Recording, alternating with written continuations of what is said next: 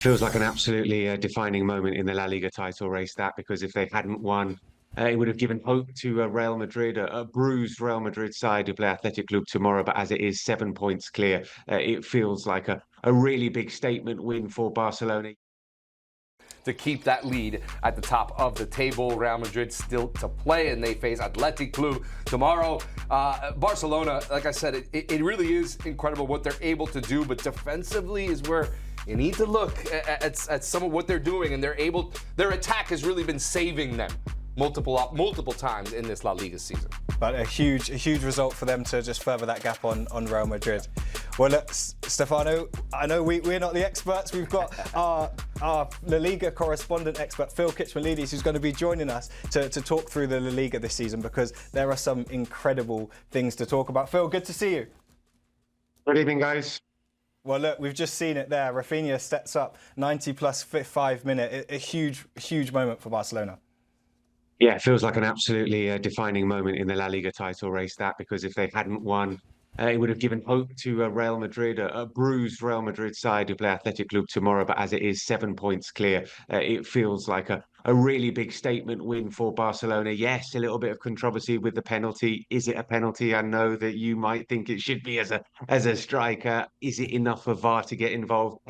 Let's leave that aside, because I think there's enough for us to talk about in this game without necessarily dwelling on the controversy. Lamine Yamal didn't start for the first time in 24 consecutive games. He was on the bench, even he needed a rest, but he came off the bench and provided a brilliant assist. Dani Olmo came off the bench and scored a really important goal. And I was speaking earlier on in the week on the show, suggesting that, do Barca have the strength in depth to get it over the line in the three competitions that they're in the latter stages of? Well, we've seen it today that they had to draw on all their squad depth to get it over the line, and they just about managed to. There are questions in defence, and particularly at left back. Alejandro Balde's out.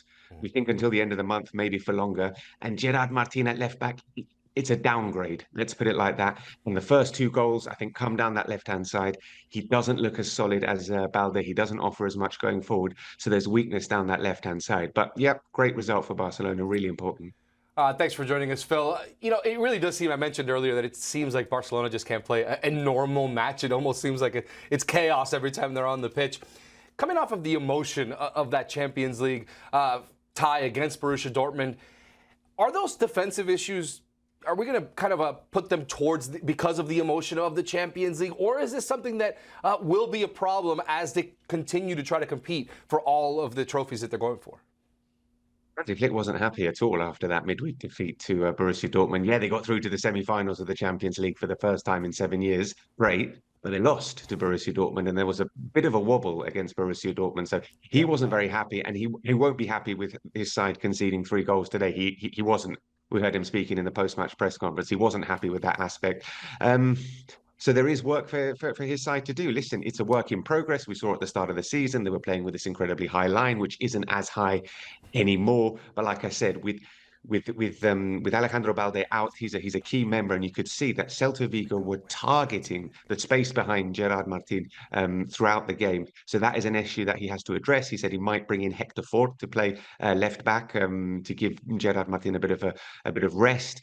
But yeah, there's work for Barcelona to do. They're in a really strong position in the league. They're 7 points clear, but Hansi Flick is a perfectionist.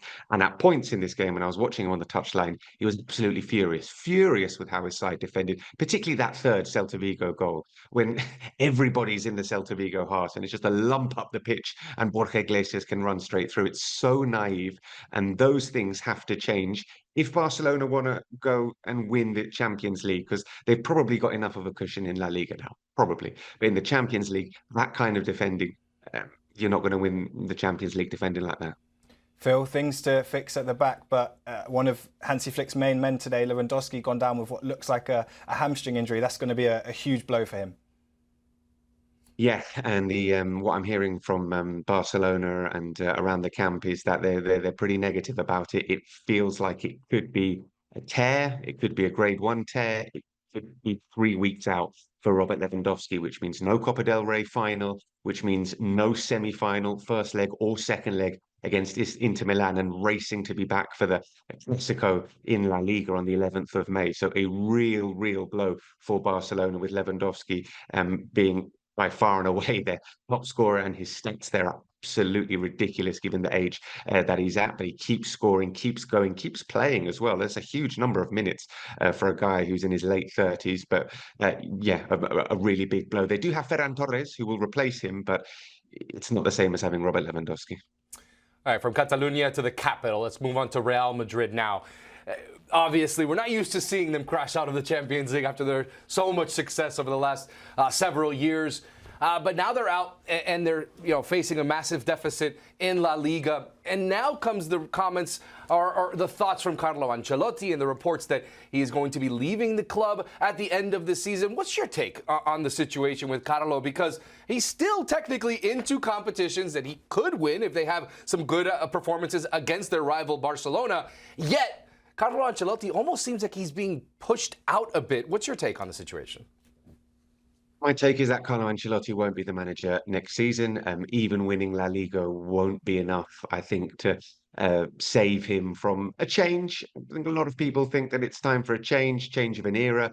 The most successful manager in the history of Real Madrid in terms of trophies, but there's a general feeling that this team needs some fresh ideas when it comes to out on the pitch. And Carlo Ancelotti knows this. He knows it better than everyone. He's been here before. He's vastly experienced. He knows how Real Madrid works. Believe me, he knows how Real Madrid works. And how does Real Madrid work? Let me just remind everyone, and I've said it before on the show, I'll say it again. In 2003, they won the league with Vicente Del Bosque as the manager. The day after, literally the day after they won the league, they sacked Vicente Del Bosque. They said, we need a new manager with new ideas, some fresh ideas. So it happens at Real Madrid. It wouldn't be ridiculous for Carlo Ancelotti to win the league and then find that he's no longer manager of Real Madrid.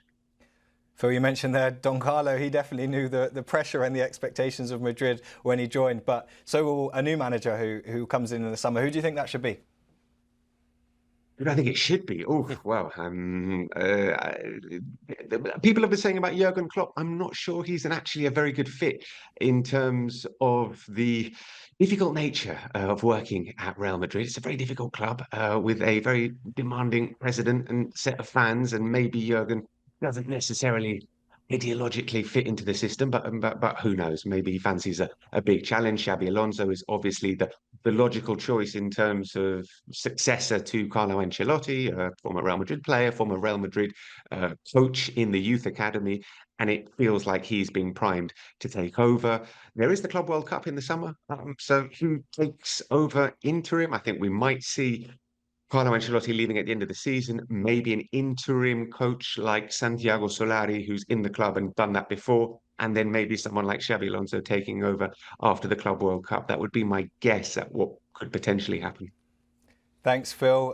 As always, a pleasure to talk to you. And so it begins. The Real Madrid manager rumour mill has started. But thanks so much, Phil.